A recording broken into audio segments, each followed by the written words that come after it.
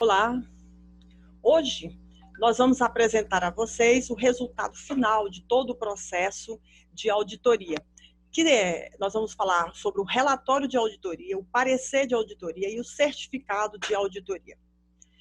Lembrando que a nossa prova 2 vai ser dia 27 de agosto, na próxima quinta-feira, da semana que vem. E os critérios de avaliação são os mesmos já realizados na primeira prova. Fazendo uma revisão do primeiro conteúdo que vai ser cobrado na prova 2, são os papéis de auditoria, que são conjuntos de procedimentos que o auditor elabora para avaliar a instituição, e esses documentos são arquivados por 5 anos em arquivos permanentes ou em arquivos correntes. E todos esses papéis deverão ser codificados e conter informações que possam explicar os valores, as somas e os textos identificados descritos nesses papéis. Na sequência, nós tivemos uma aula sobre procedimentos de auditoria.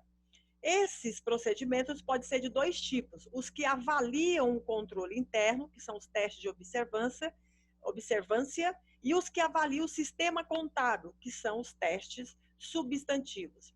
E como procedimentos específicos, nós temos a contagem física de bens, a circularização para confirmar valores, a amostragem definindo a quantidade de elementos que serão avaliados, a conferência de cálculos já realizados para verificar se o valor coincide, a observação em loco para identificar a situação evidenciada, entrevistas ou questionários para sanamentos de dúvidas em relação a algum procedimento, teste de saldos para que identificar se aquele saldo está correto ou não, testes para identificar se aquele registro foi registrado por um valor menor ou por um valor maior, e exame de documentos originais para atestar a sua validade, a sua autenticidade. E depois que você aplica esses procedimentos, você consegue um conjunto de informações que podem ser chamados de evidências, no aspecto físico, no aspecto documental, no aspecto testemunhal ou no aspecto analítico.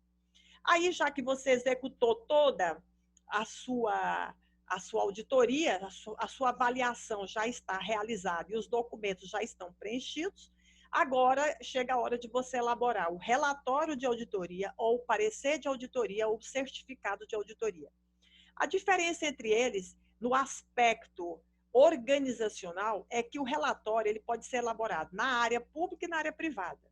O parecer é elaborado na área privada e o certificado é elaborado na área pública. Aí, para que nós possamos identificar esses documentos, então nós temos aqui que esses 3 documentos, eles vão apresentar o quê?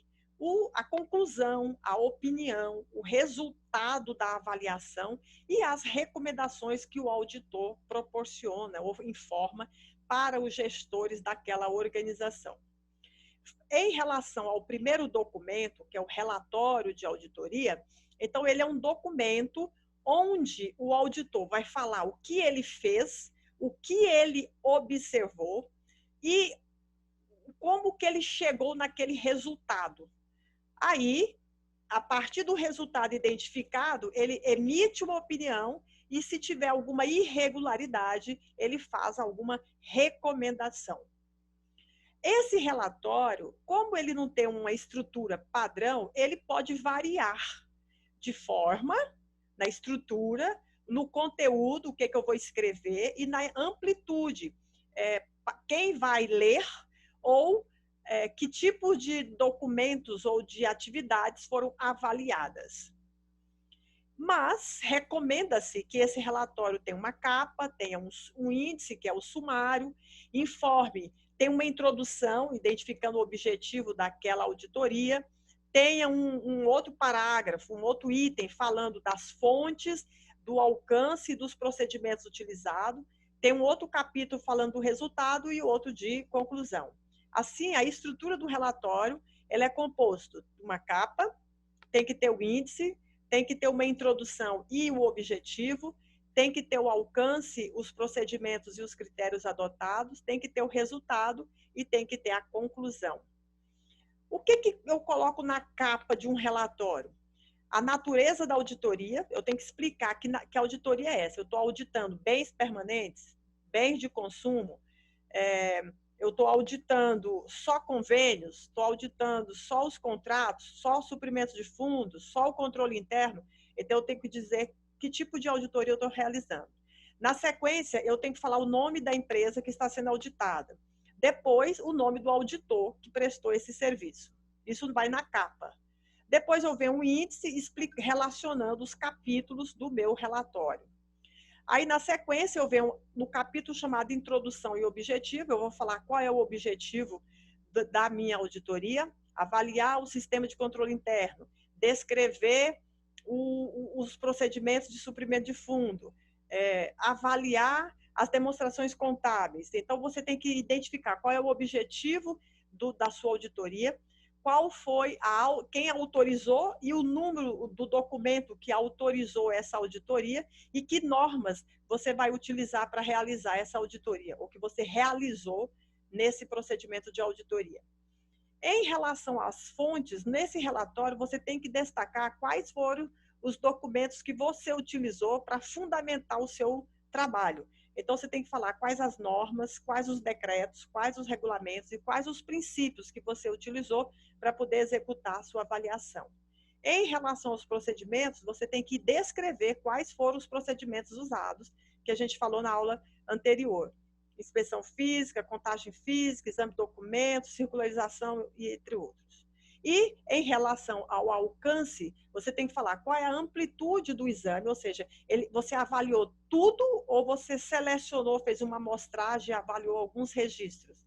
E quais as limitações na execução. Se você conseguiu ter todas as informações, se você conseguiu ter em suas mãos todos os documentos, se você conseguiu ir em loco, verificar como um procedimento era realizado. Então, você tem que definir se teve alguma limitação na execução da sua atividade. Aí, você tem que ter um capítulo chamado resultado. No resultado, você tem que colocar os pontos que tem erros que você identificou. E esses pontos negativos, eles têm que ter evidência, um documento, o seu papel de trabalho comprovando esse ponto deficitário. Para, na sequência, você apresentar, então, sugestão para essa deficiência. Então, significa que você vai colocar dentro do relatório vários tópicos para cada erro ou ponto deficitário que você identificou, você vai abrir um tópico. E aí você vai descrever o que você viu, qual a consequência do que você viu e que sugestões você apresenta para sanar essas deficiências. Para cada tópico, você tem que escrever essas 3 informações. E, por último, você faz a conclusão, emitindo aí os seus comentários sobre o que você examinou.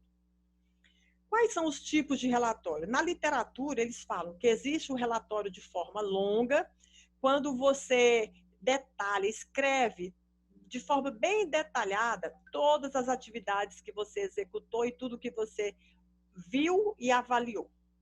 O relatório de controle interno, você vai falar sobre as deficiências e as sugestões que você apresenta para as deficiências identificadas no sistema de controle interno. Na revisão limitada, você vai verificar que se nos relatórios de contabilidade, se houve em algum momento a não aplicação dos princípios de contabilidade quando esses relatórios estavam sendo elaborados. E o relatório especial são relatórios específicos para uma determinada situação. Então, você pode fazer um relatório para conciliação de alguma conta, um relatório para falar sobre o valor dos bens permanentes, um outro relatório para falar sobre as dívidas. Então, esses são chamados de relatórios especiais, porque eles são específicos para cada situação. Resumindo, os relatórios, qual é o objetivo principal dele, quando o auditor elabora um relatório? é apresentar as deficiências e sugerir, né?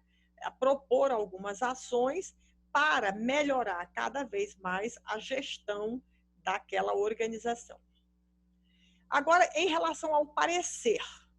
Em relação ao parecer de auditoria, então ele é um documento onde o auditor vai falar se os relatórios de contabilidade estão corretos ou errados.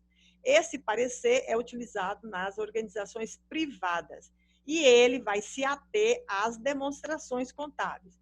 Lá, o relatório, eu posso falar das demonstrações, como eu posso falar também do sistema de controle interno. No parecer, eu vou falar dos valores que estão nos relatórios de contabilidade e se esses relatórios estão mostrando a verdadeira situação patrimonial, econômica e financeira da empresa. Então, o que tem que ter num parecer?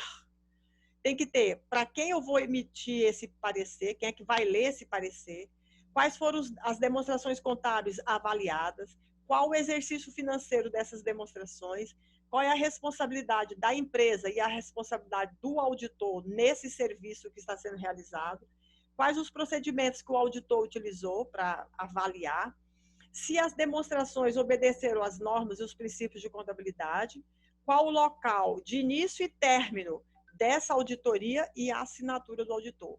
Todos esses elementos devem constar no parecer de forma obrigatória. Portanto, o parecer, ele tem uma estrutura padronizada. Normalmente, ele tem 3 parágrafos. Ele pode ter vários parágrafos, mas existem 3 parágrafos que são principais e obrigatórios. O primeiro parágrafo, onde ele vai falar o nome da empresa, as demonstrações avaliadas, o exercício financeiro e as responsabilidades do auditor e da administração.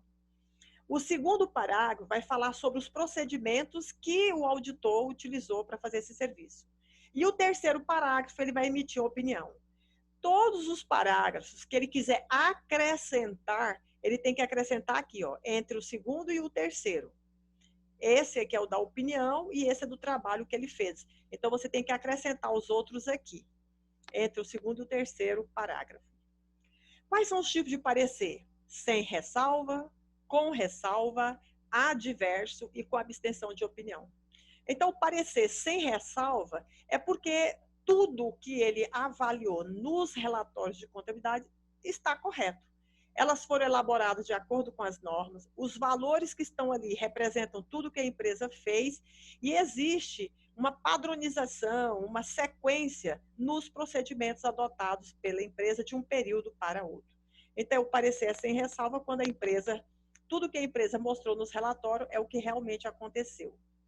Tem um parecer com ressalva.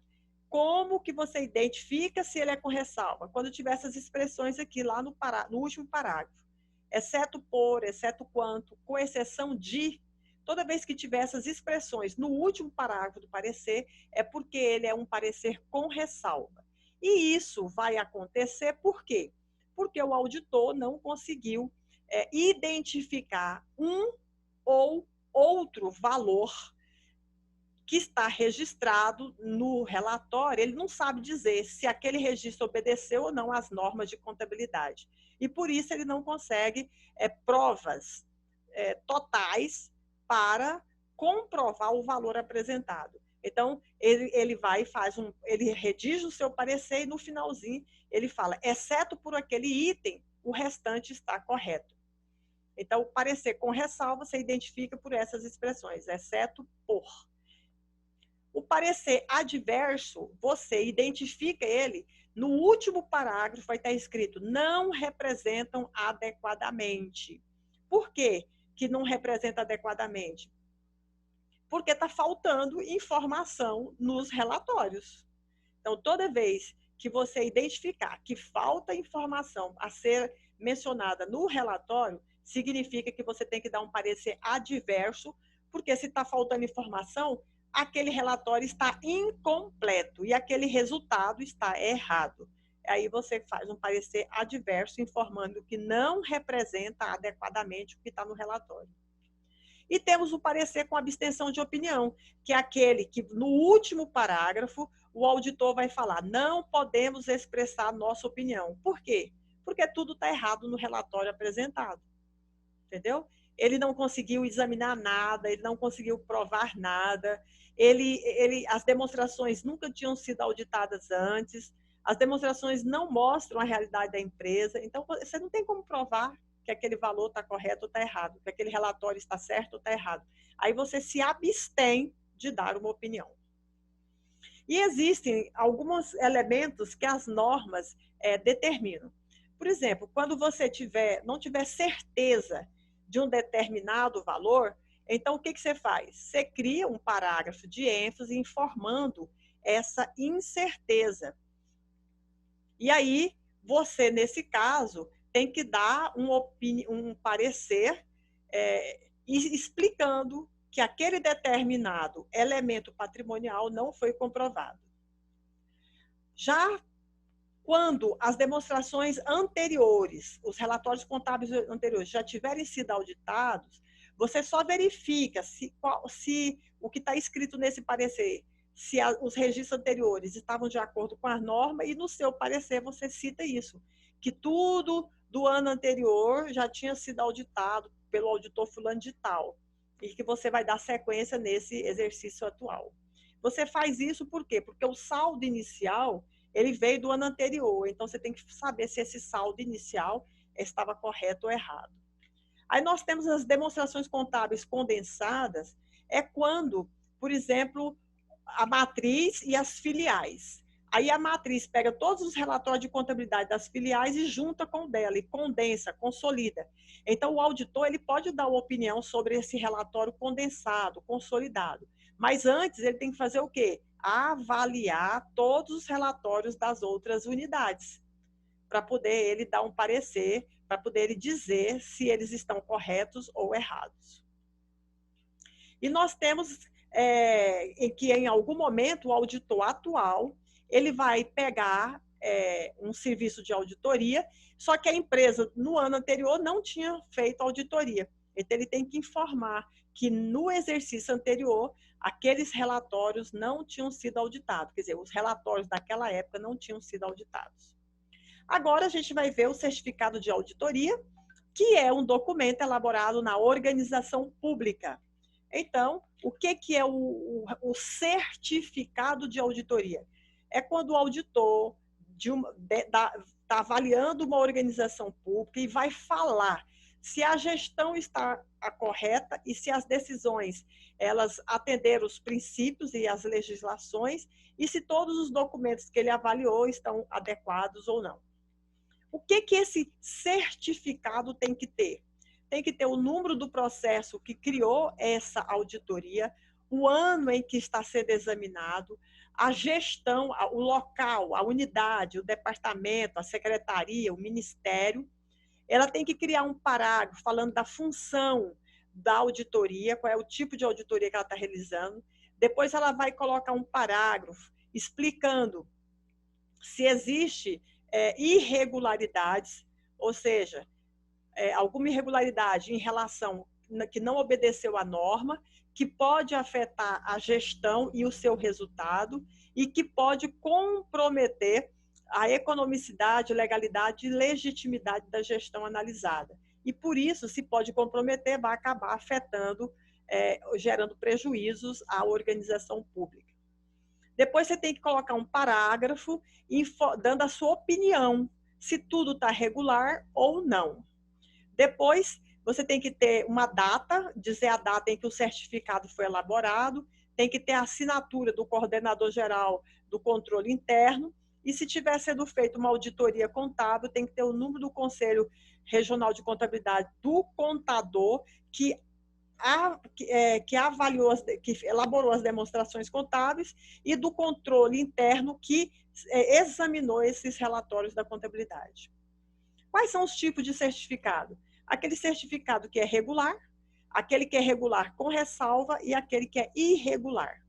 O certificado de regularidade significa que a gestão foi realizada de forma eficaz, ou seja, ela aplicou bem os seus recursos e conseguiu mostrar essas aplicações nos seus relatórios que apresenta para a sociedade. Então, tudo está correto. Nós temos o certificado com ressalva. Existe ressalva quando existe uma falha no registro ou quando foi omitido alguma transação e pela sua irrelevância, né, porque o valor é muito pequeno ou a transação não vai afetar muito nos resultados da instituição, não caracteriza assim, uma irregularidade agravante. Então, você tem uma ressalva porque tem uma transação que não foi registrada ou teve uma decisão que não foi bem adotada, planejada. Mas isso não impacta muito nos meus resultados. Então, eu só faço uma ressalva, eu faço um destaque. E o certificado de irregularidade é quando existe falhas graves na gestão, com desvios de bens, com desfalques. Então, não obedeceu às normas. Então, você, como auditor, vai emitir um certificado falando que tudo está errado, que tudo está irregular. E aí, como exemplo de pareceres, o parecer sem ressalva, ó, tem 3 parágrafos. O primeiro tem o nome, ó, o que tem que ter no parecer?